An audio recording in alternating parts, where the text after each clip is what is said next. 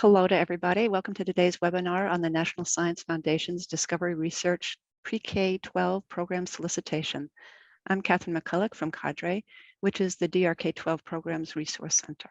And our presenter today is NSF Program Officer, Dr. Michael Steele.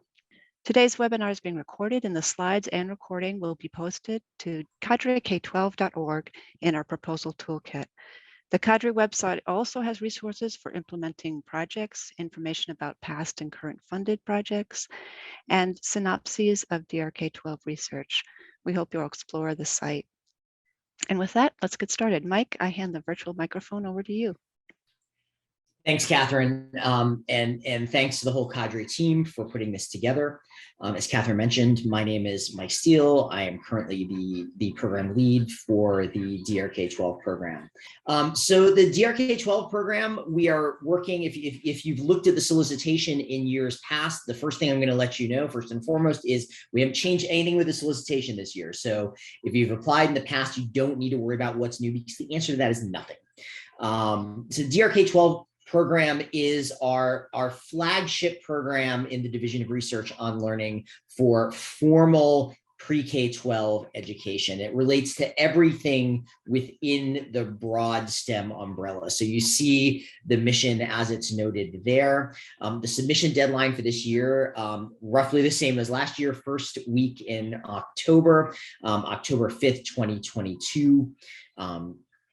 And all proposals need to come in through research.gov or grants.gov. There's a little bit of a qualifier last year. If you had a conference proposal that needed to go in through Fastlane, we have completely sunset Fastlane for the process of proposal submission. So everything through research.gov for this year. I want to give just a little bit of an overview about NSF policies and procedures. I'll talk a little bit about the DRK-12 program and expectations, a little bit about the preparation and the review process for your context. You've got a link to the solicitation in the chat there, and give you some opportunities for further information and resources and final questions. If you have questions on the content that we're working through as we go, please go ahead and pop those in the Q&A box. As soon as they come up, we'll address them in context as best we can. And there are a couple of pause points we have for questions as we transition through.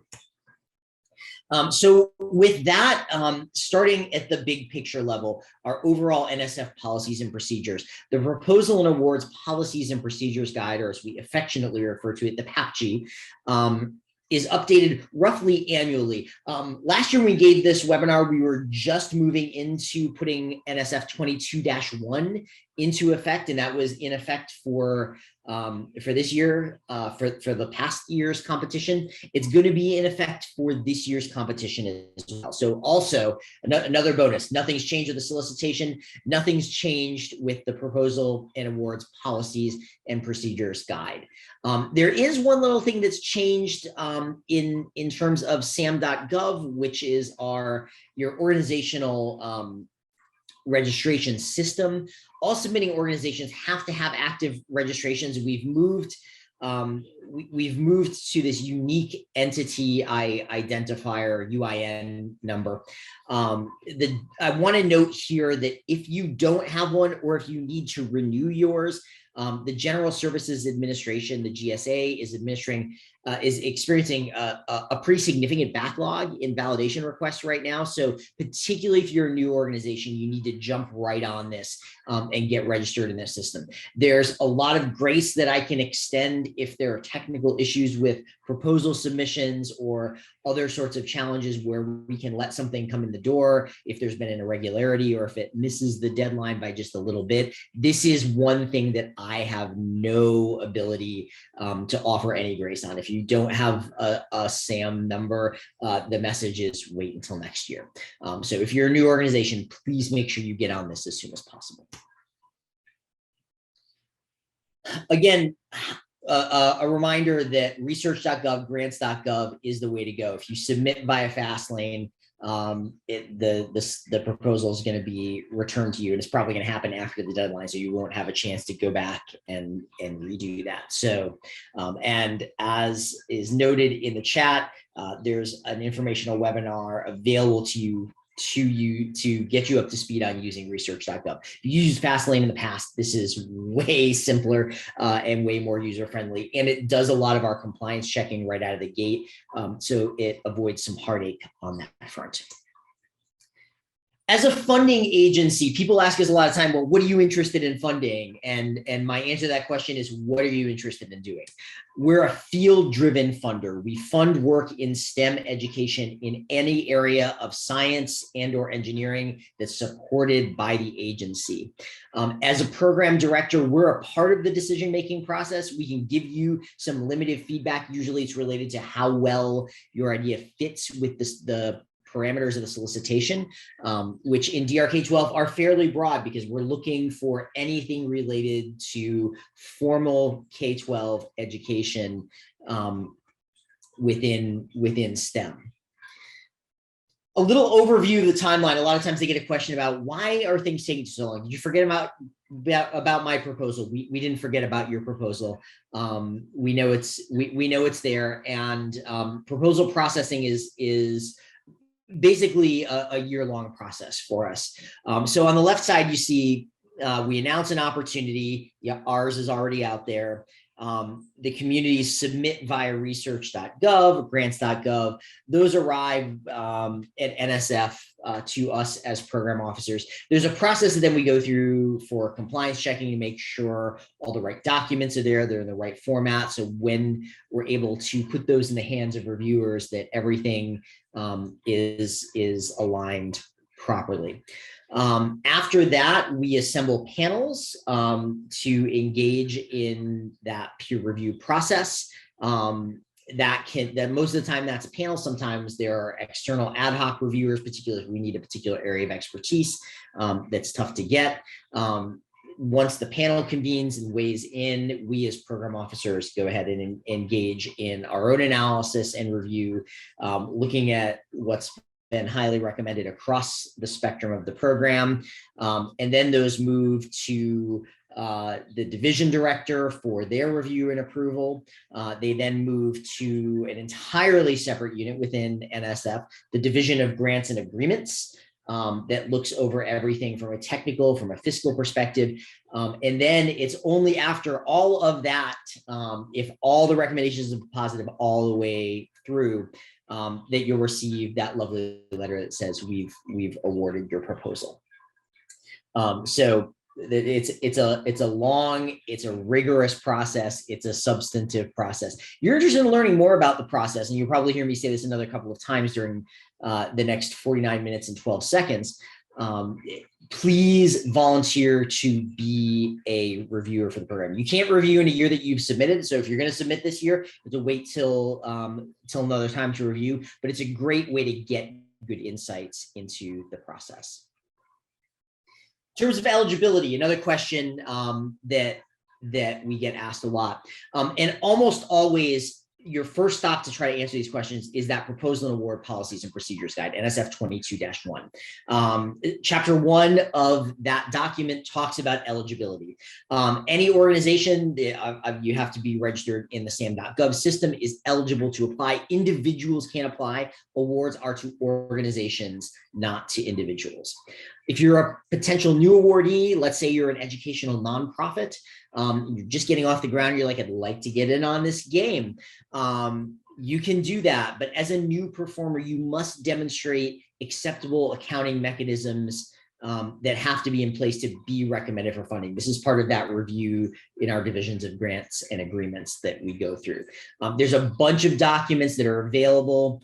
Leanna has them in the chat for you as links to be able to learn a little bit more about what those requirements are. I won't dive into those in the time that we have today.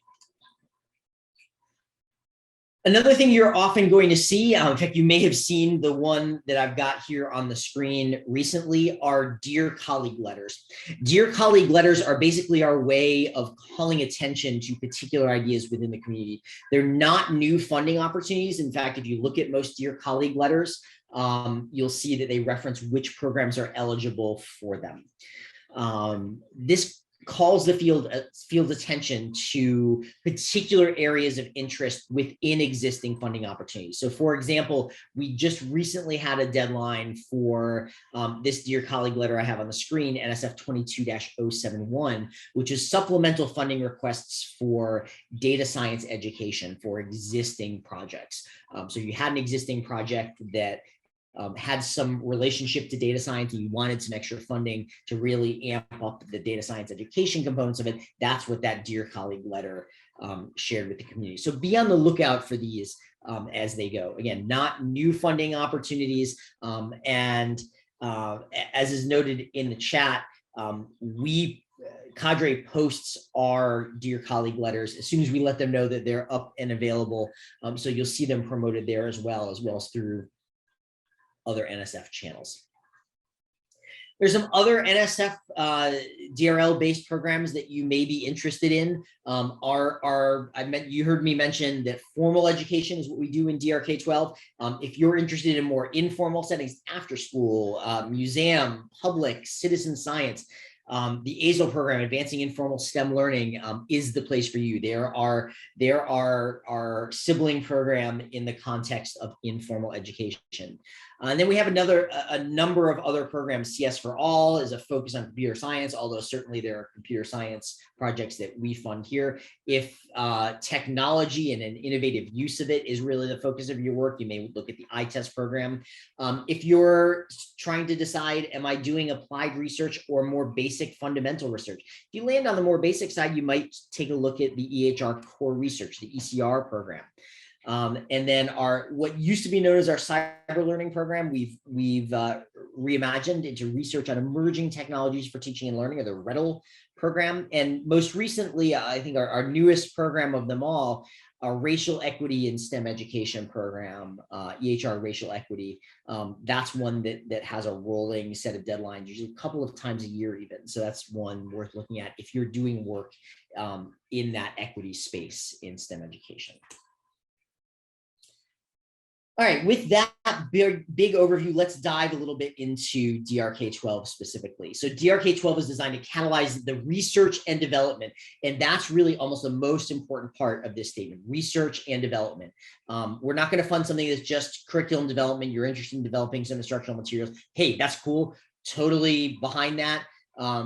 But there has to be also, along with that, a research component. So understanding something about the implementation, something about student learning related to those materials. The idea is that these innovations, these approaches are going to serve as models for the nation's formal classroom-based STEM education system and infrastructure within the pre-K-12 system.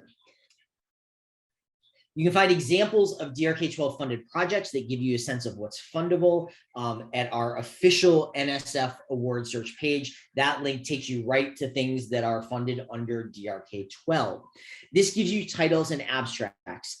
As Catherine mentioned when she started out, CADRE's website has a lot more on specific projects. Projects have places where they can upload and include a whole bunch more information than just the titles and abstracts, which is all that we can provide for NSF. So you want to use both of those in tandem, looking at what we've got on the NSF award search site, looking at what a project might have on display at the CADRE site that will give you some good insights into what's been funded. Our current solicitation, as I mentioned, it's NSF 20-572, same as last year, and that deadline in the middle of October. You have questions, comments, or things that you're wondering about, don't wait until October 3rd to send us an email about it, because probably at that point in time, we're going to be buried under our new submissions. So make sure if there's no time too soon to ask a question or seek some feedback about that proposal. Let me give you a little overview of the anatomy of the program. There's a lot on the screen here. And I just want to unpack again, formal classroom settings, STEM education focus. If you hit both of those marks, you may have a home for your project within DRK-12. The next step is to think about these three ideas: strand, project type, funding level. The strand of the project, we have assessment, we have teaching, we have learning. I know that those are not necessarily fully discrete bins. Like it's hard to imagine a project related to STEM teaching that doesn't have some impact on STEM learning as well. People ask me a lot of times, which should I submit under? And my response usually is, think about what's being foregrounded in your project and what's being backgrounded. And what's being foregrounded is probably the place where you want to be. If you're developing an assessment and then you're going to do some work and putting it in the hands of teachers, but you're really interested in the development of that assessment and the validation of the tool and understanding what's the information that assessment gets you, and you're trying to choose between assessment and teaching, that's probably more of an assessment project. But if you're developing an assessment, you've got it ready to go. The emphasis isn't on the development, but it's about teachers' use of that assessment tool, what they learn from it, how they implement it with fidelity, then that may tip over a balance more on the teaching side. Similarly with teaching and learning, if you're developing materials for students and you're doing some teacher professional development to get them up to speed on it, but you're really interested in what students take away from it, and that's where the core of your data are that you're engaging in with the research, then that's probably more learning foregrounded rather than teaching. There are 6 project types. We'll touch on these as we go in a little bit more detail. But if you think about exploratory, design and development, impact and implementation improvement, this really runs the gamut of everything from I've got an idea that I'm tinkering around with, I'm interested in exploring, collecting a little bit of data on it, figuring out how to build something out that's going to be meaningful. That's kind of the start of that continuum, where impact and implementation or improvement are, we've got a mature intervention or tool here that we want to use. We've developed it, we've tested it, and now we want to think about how to use it at a broader scale. Synthesis and conference are a little bit different animals, and I'll talk about them a bit as we go. Another question I often get is, how much should I ask for? And my response usually is, how much is it going to take to do the work? So the funding levels, all of these are mix and match across the strand, the project type, and the funding level. You have a teaching strand project that's design and development at level 2. You can have a learning focused project that's exploratory at level 1. You have an exploratory assessment project that's at level 3. You can propose any combination of those you want.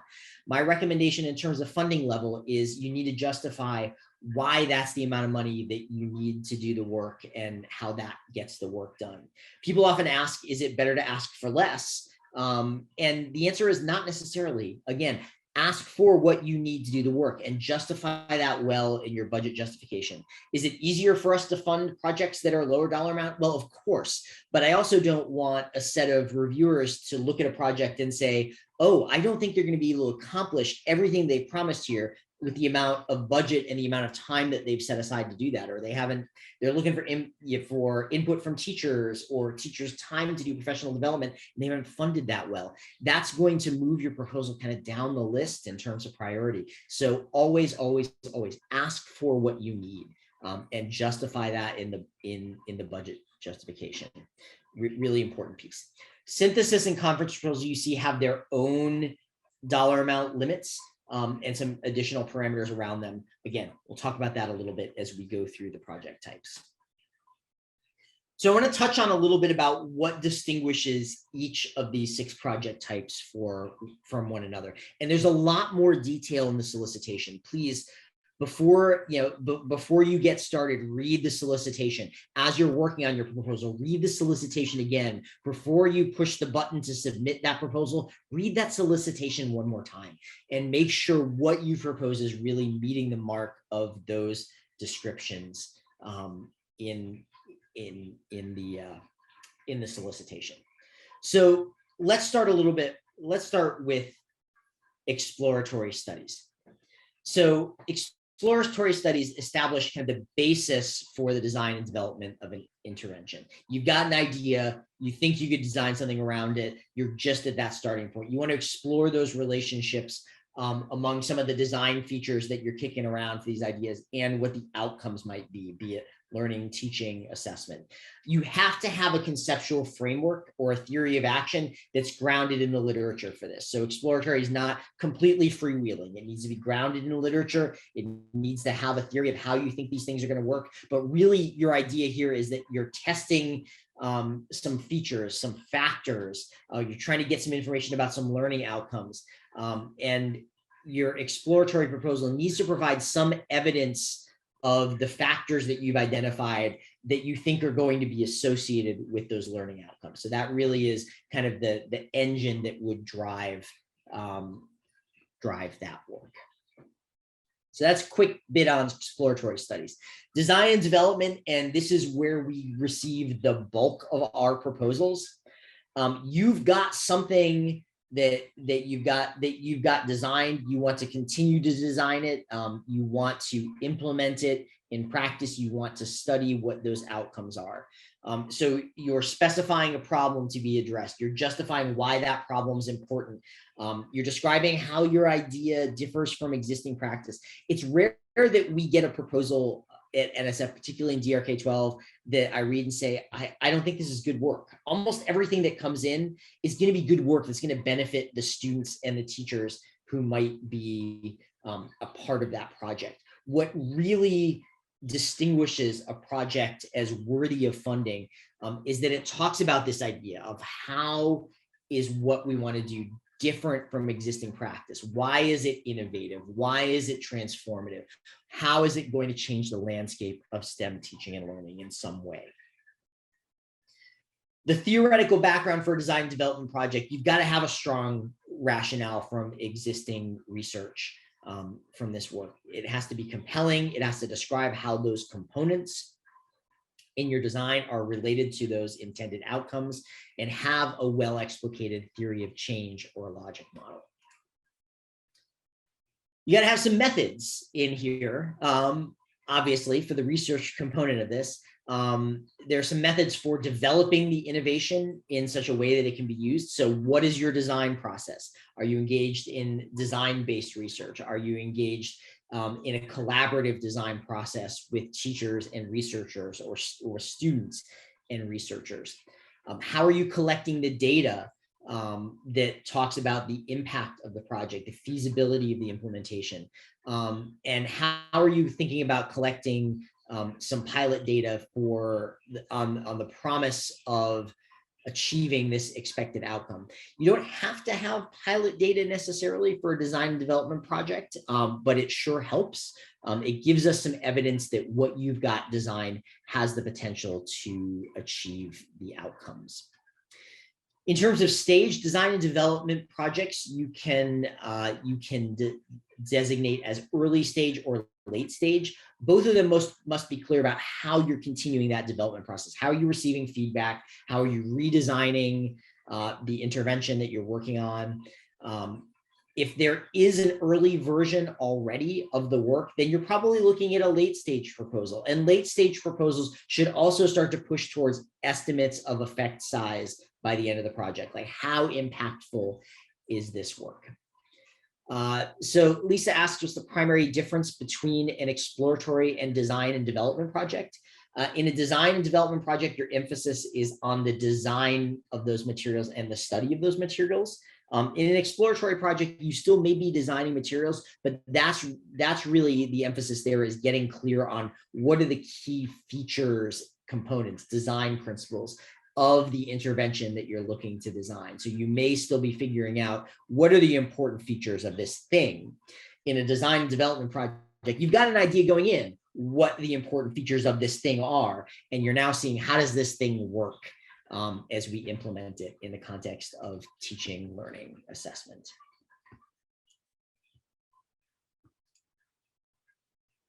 All right, moving on to impact and implementation and improvement. And these are kind of sibling categories. They're both aimed at kind of moving things to scale, but in different ways and studying different components of that. So the impact study is focused on efficacy or effectiveness.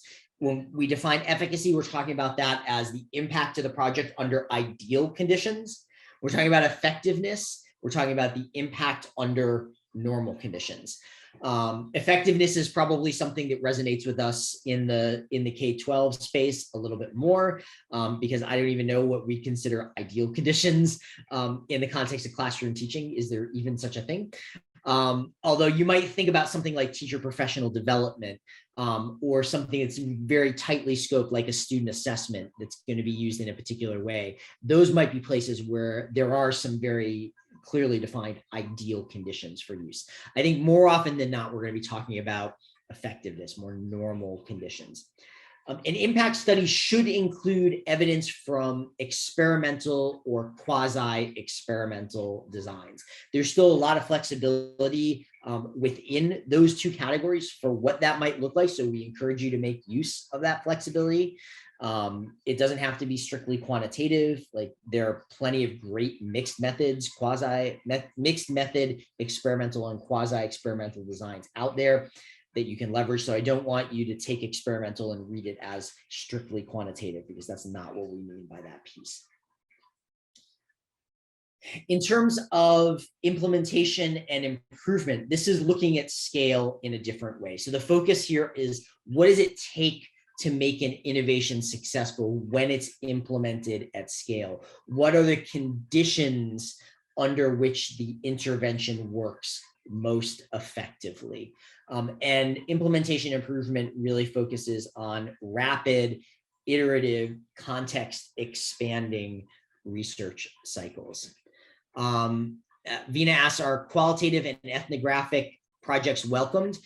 You're going to notice that there is no specificity within the solicitation about specific research methods. We do not designate research methods. Choose the research method that fits what you want to study and justify why it's the right choice.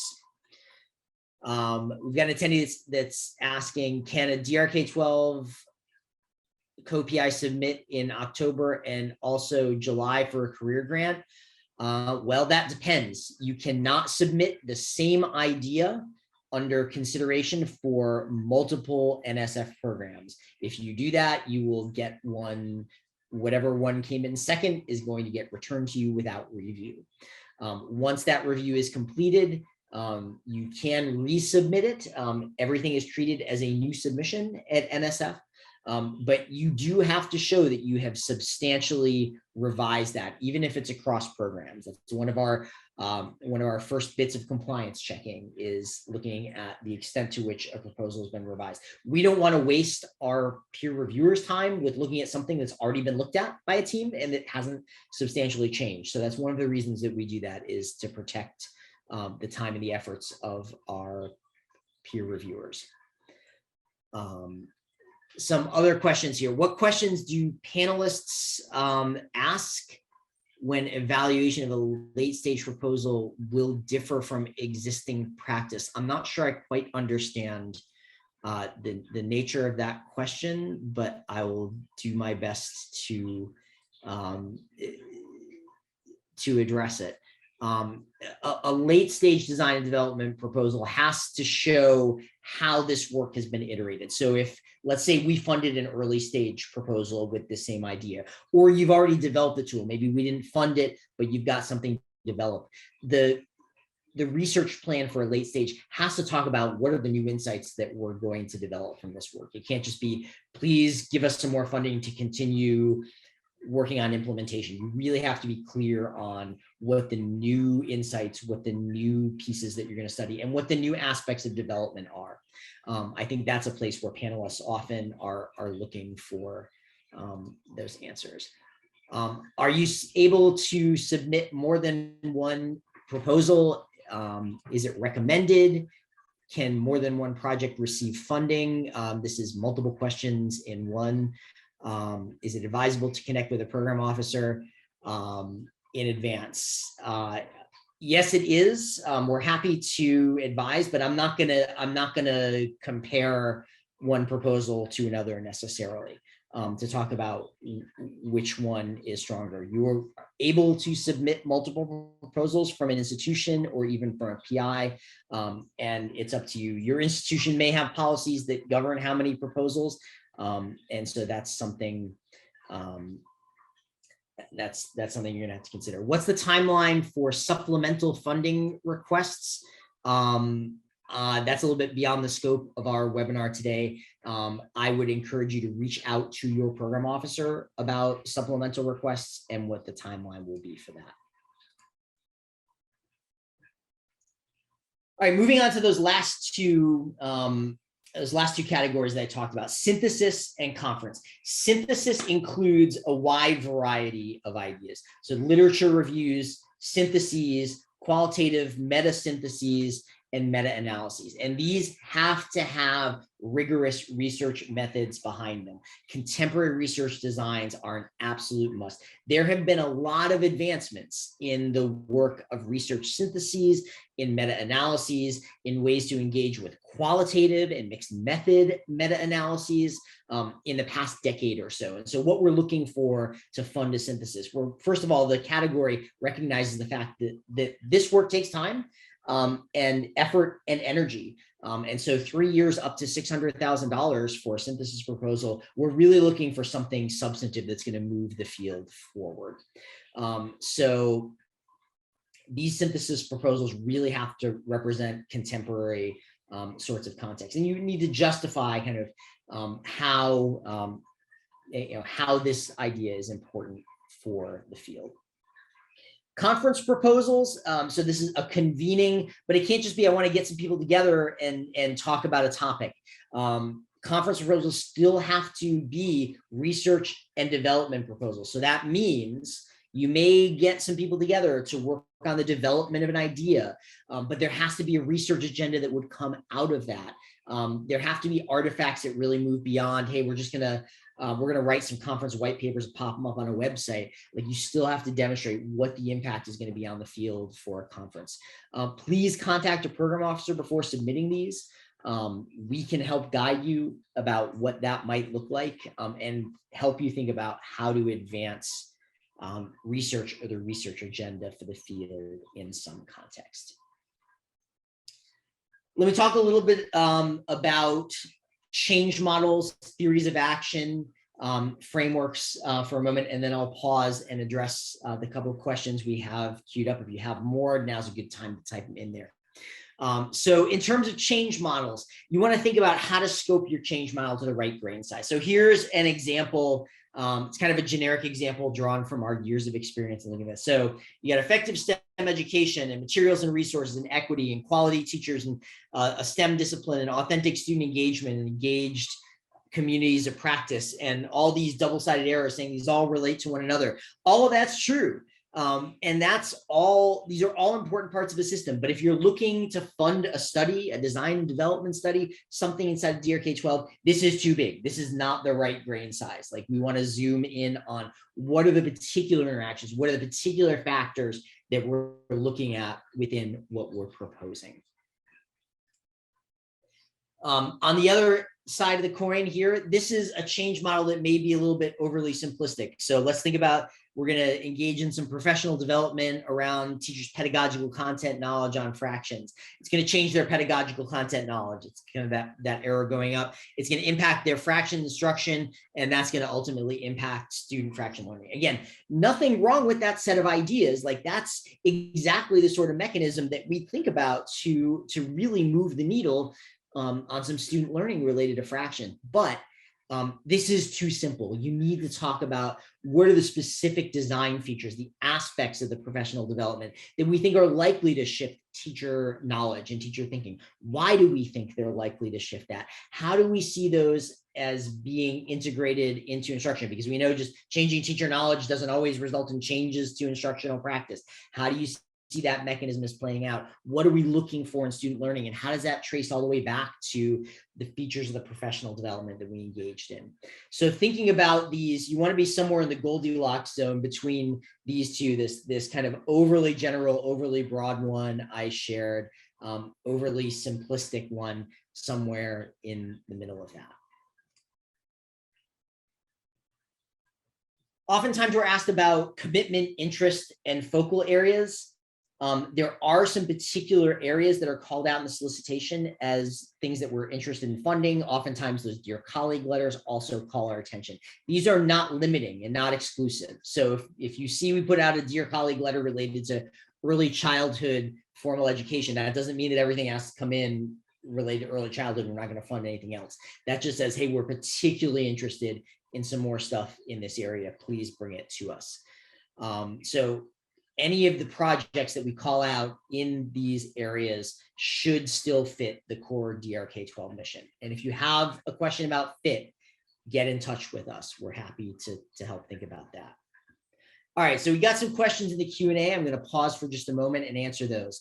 Are matching funds required for any DRK-12 grant? Not only are they not required, they're prohibited.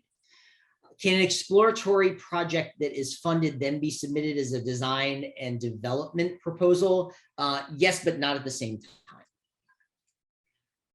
Is the intent for implementation proposal to be follow-ups to impact studies, or might they come beforehand? Impact and implementation and improvement are different flavors of scaling. There is not a sequence to those. You can come in at either one. You could do one and then the other with the study. You could do one and not the other with a particular idea.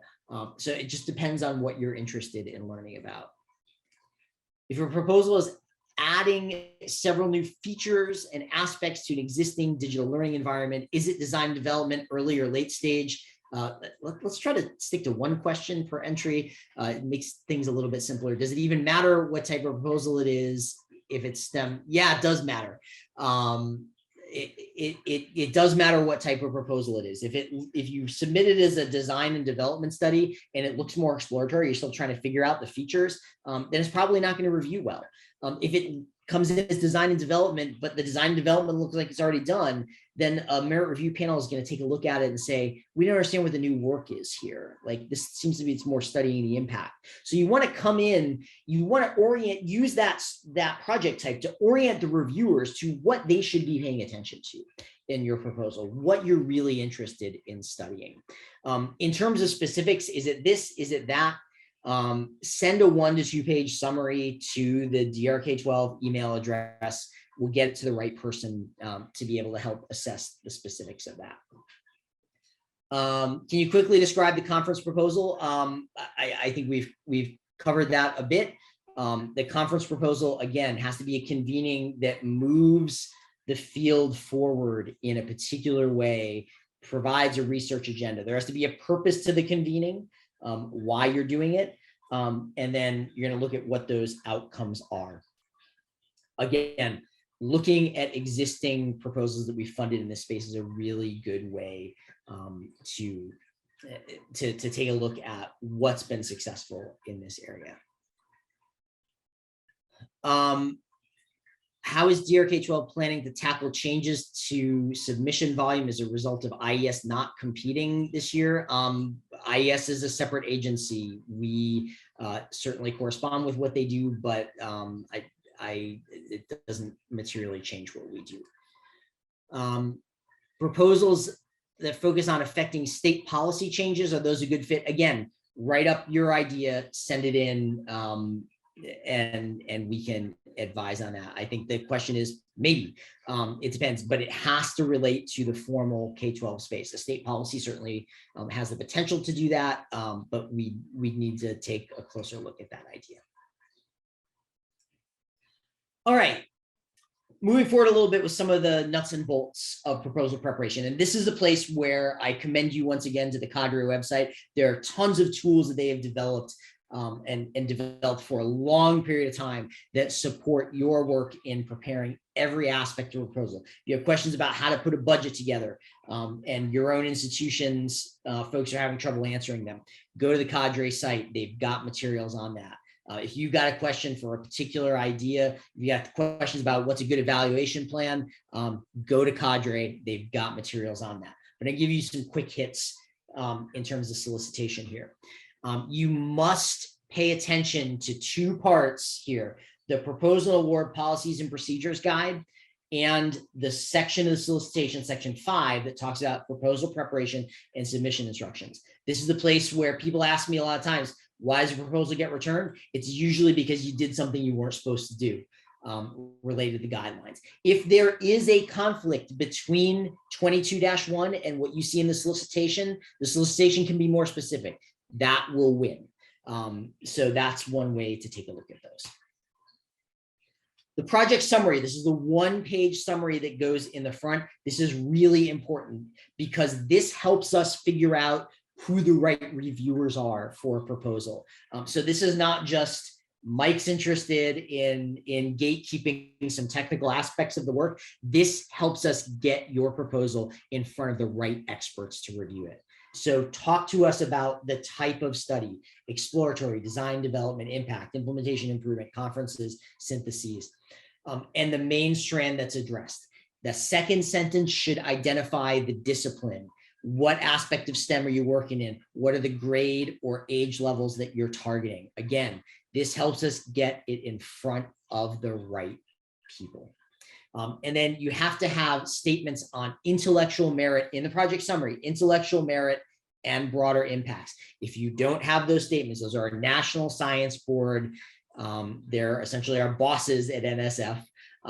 Those are our mandated review criteria. If they're not there in the project summary, you're going to get a really sad email back, probably from me, saying we are not able to review your project. Try again next year.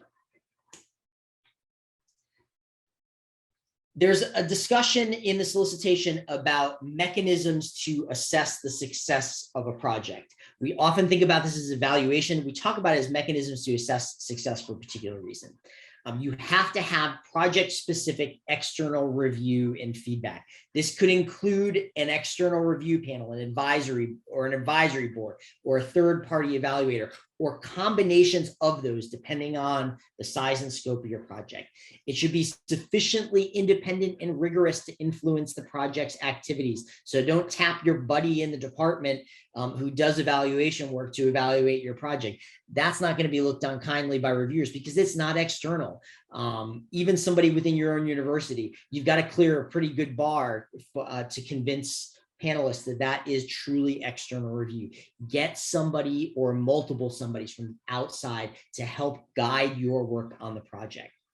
A good successful proposal, talking about mechanisms to assess success, will describe the expertise of those external reviewers. We'll talk about how it relates to the goals and objectives of the proposal, and specify how the PI is going to report and use those results of that external review and feed back into the project and the process of the research. This is separate from the research.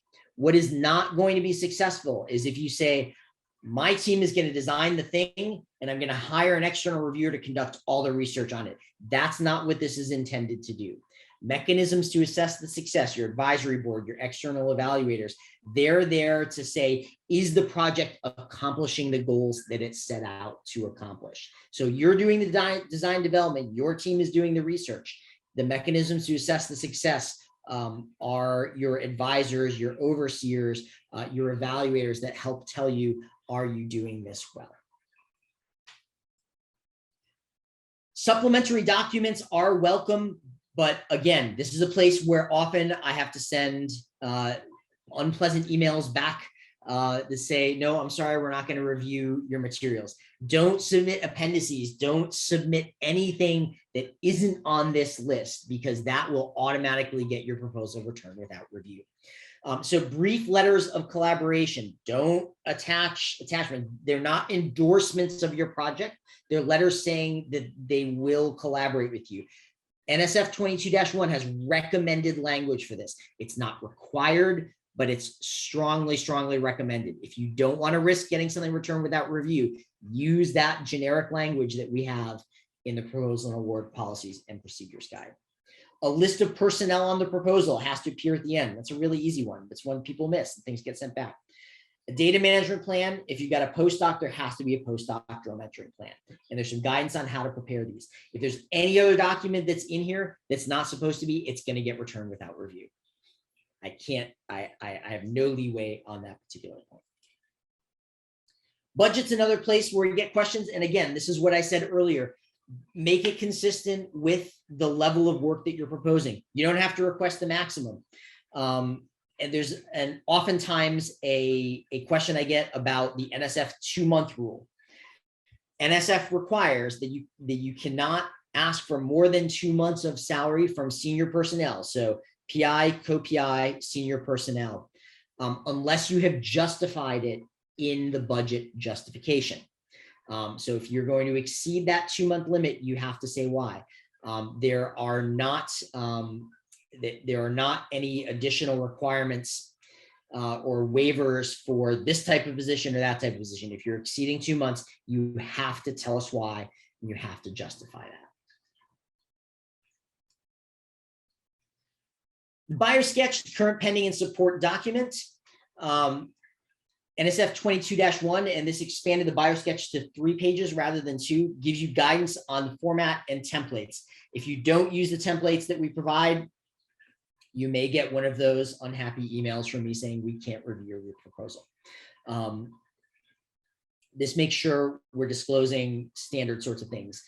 The current and pending support also now asks for statements of overlap or intersection with existing projects. I want to emphasize this is not just pro forma.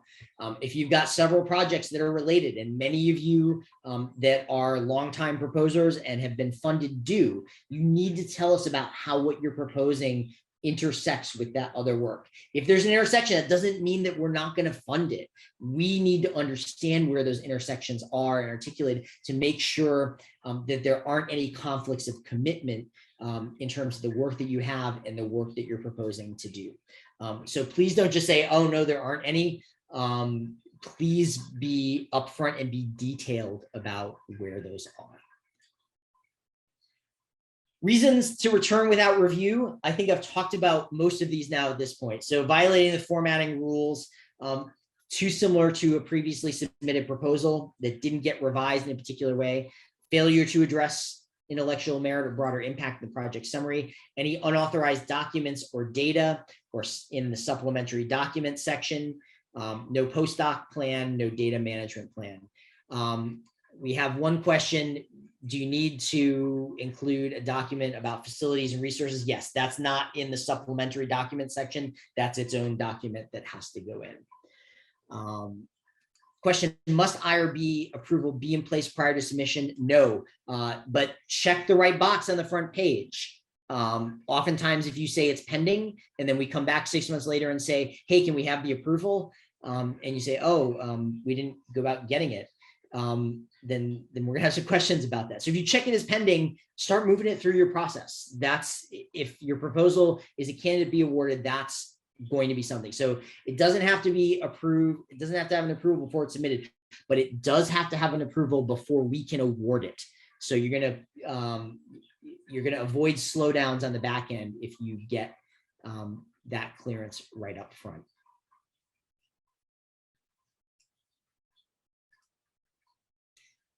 Couple of little things about the proposal review process.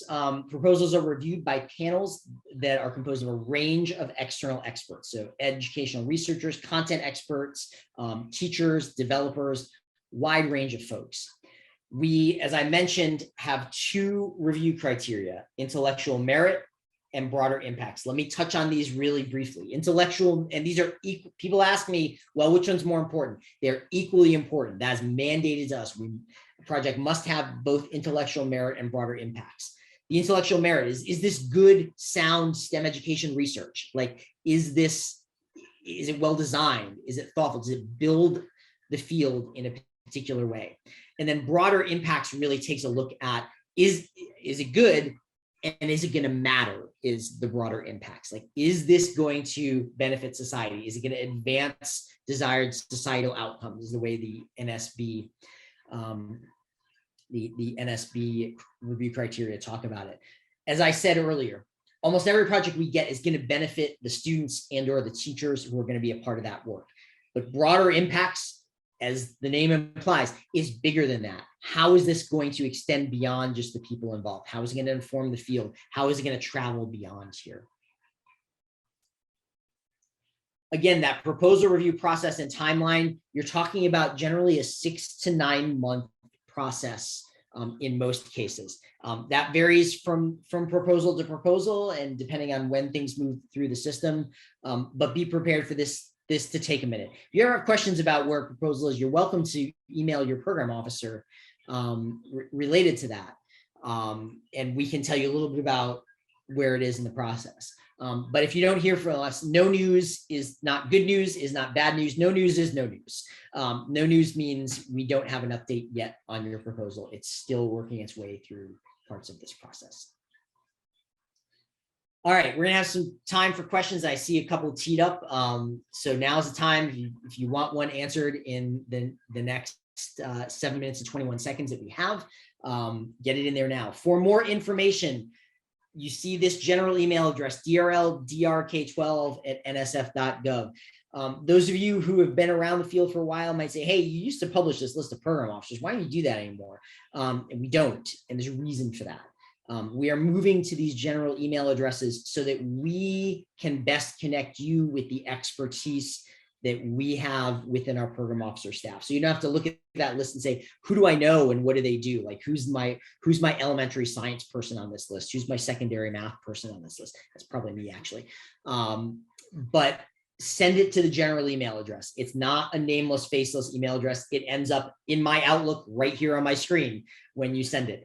And then I will put you in touch with the program officer who's the right person to speak to that level of expertise. This allows us to be more responsive too, because I can balance those requests by people's workload and who I know isn't on vacation and can respond to you in a timely manner. You're welcome to call the general number. That'll ring through to one of our staff. Email is usually the best way because it's I've got a lot more flexibility with that. If you have something immediate, you're welcome to call. If it's a technical question, please don't call us on that number. Call our NSF help desk on that because I won't be able to help you with a technical issue.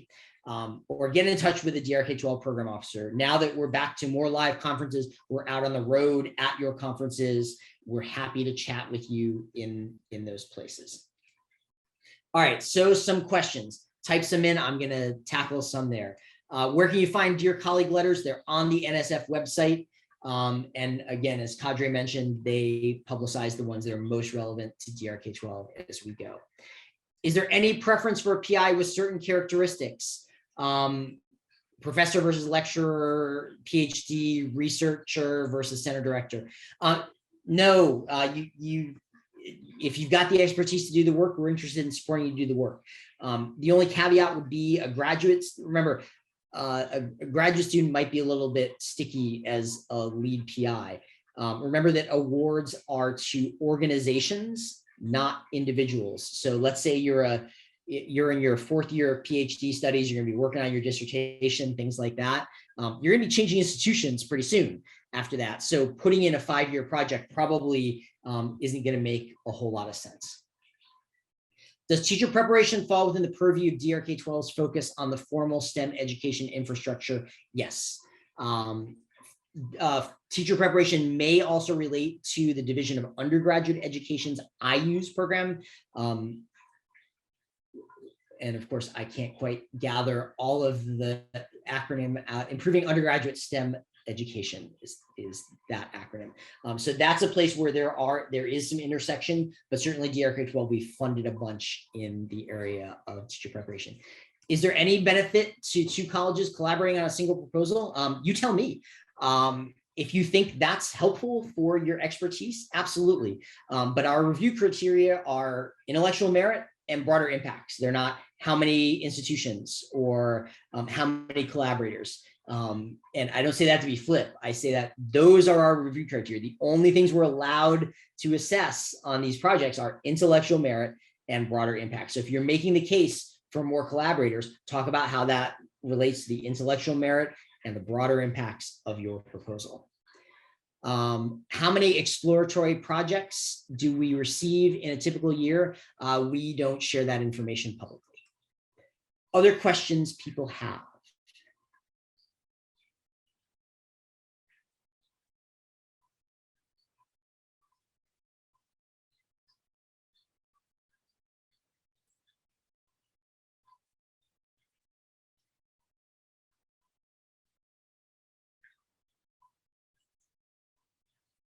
If 2 colleges work together, are there 2 PIs? The answer to that is it depends. You can collaborate across institutions in a couple of different ways. You can submit one proposal and have somebody as a PI and somebody else as a co-PI and give a sub-award to the other institution.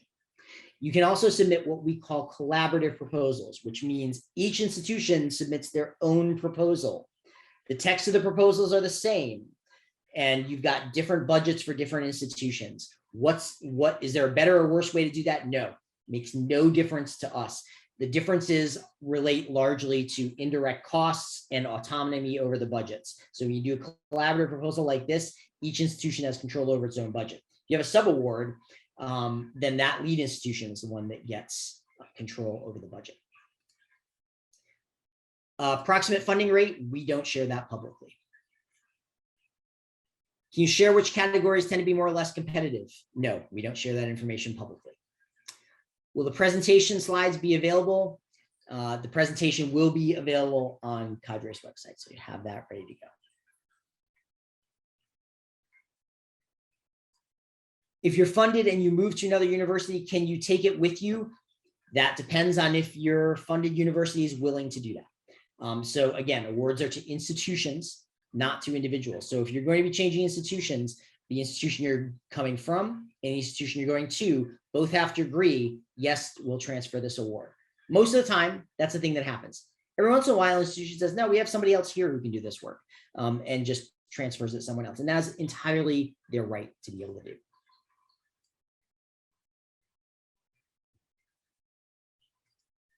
For collaborative projects, are there two separate project reports? Once it gets awarded, yes, you'll submit individual project reports. The text of that can be the same, like you're doing the same work. It makes sense for the text of those to be the same. But in your project, in your submissions, your project narratives, those are going to be exactly the same.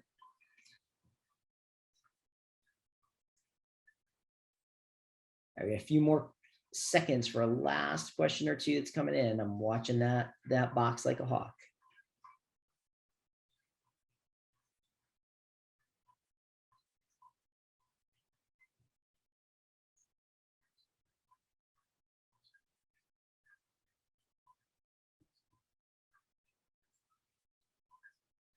All right, I'm being told there are a couple of questions in the chat. The chat is very busy, so it's really hard for me to see those, but how many submissions overall compared to the range of those funded? Again, we don't share that information publicly.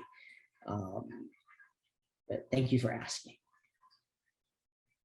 And any insights on the importance of a third-party evaluation or not as compared to an advisory board? Again, as I said, do what makes sense for your project, right? So depending on the scope of the project, the size of the project, one external evaluator might be sufficient. You might want an advisory board. It has to match the scope of your project. Great. Well, thanks so much, everybody. I'm going to turn it back to Catherine for some final words. Yeah, thank you, Mike, and everybody who joined us today. As a reminder, the NSF Proposal Toolkit on CADRE's website lists resources that may be helpful to you, such as those we shared today. You'll see a link to the toolkit in the chat box. We hope that you'll take a look. And again, we'll post the recording of this webinar along with the slides to our website and send all registrants these resources, including the links we've shared. So good luck on your proposals and goodbye for today.